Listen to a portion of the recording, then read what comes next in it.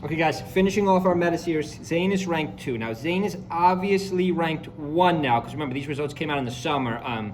Greatest player of all time, first place in Riptide, first place in Collision, first place in Supernova, first place in Gamo. You can no longer make the argument Cody's the best player of the year. Zain is by far. He's the best player by far physically. Maybe you could argue skill-wise, Cody is equal with him. But IQ-wise, EQ-wise, Zain is the much tougher player. He's the greatest player of all time by far. Here he is up against his biggest competition, Cody. Remember, Zain's making Suck-Tua videos, Kirby videos. Half the videos Cody makes, and I'm a huge fan of Cody, no disrespect to Cody, is Cody discussing his future semi-retirement, soft retirement.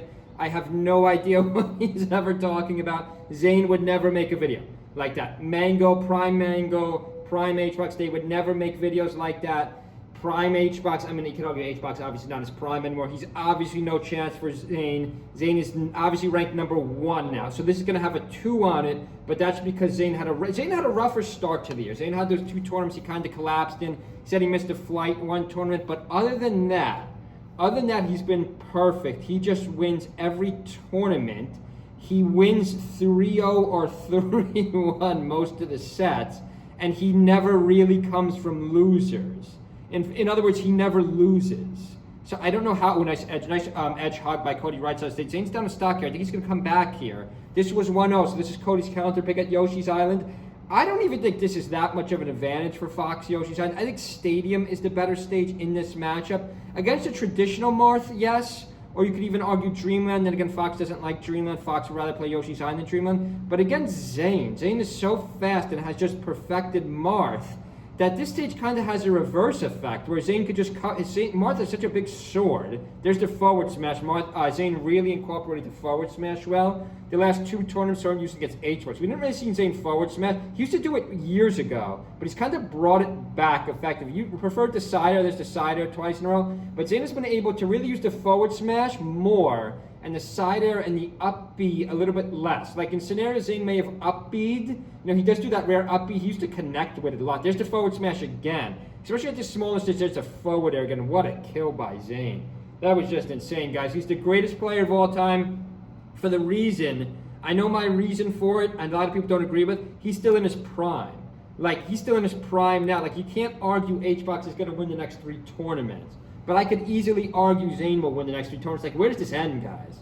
Where does this end? Does Mango come back? Do one of the Sheiks rise up? Does Crudo or J-Mook rise up? Like, where does Zain's run end?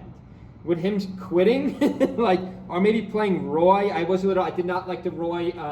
Again, that's another flaw from Zain this year. I did not like the poll he made that said he was going to go Roy. Let's just minimize this for a second. Let's just check out the run. Like, I don't know how you can even argue at this point. Zain is not the greatest player of all time. Guys, he's just won 4 in a row. And he's won 1 before that, and he's got a second. Yes, you can argue Cody's got more seconds than him, obviously, because Zain's won more tournaments. But guys, I'm going to have to redo the math. If I'm going to do the math for me, I'm going to redo the math. If you go from 2020 to that first major Zain won, to now, Zain, I think, with this, I could be mistaken here. This will be a hard number to calculate. Because again, you have to give him some slack. You can't say he's going to win the tournaments he's not going to go to. Yes, I do grade on the curve here, participation points, but the tournament Zain did not attend.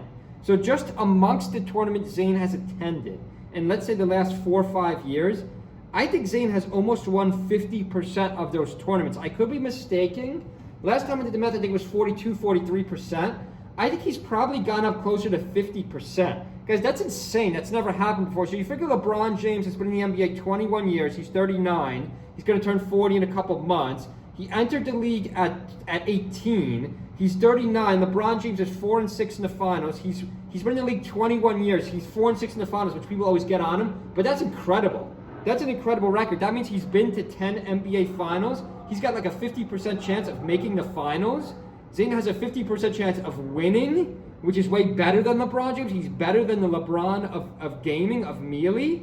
It's just an incredible run, guys. Make sure you subscribe. Hope everyone's having a good Saturday. Stay with our channel this weekend. Zain is the greatest player of all time. Yes, he's ranked 2 before the summer rankings came out, but now he's ranked 1. See you guys.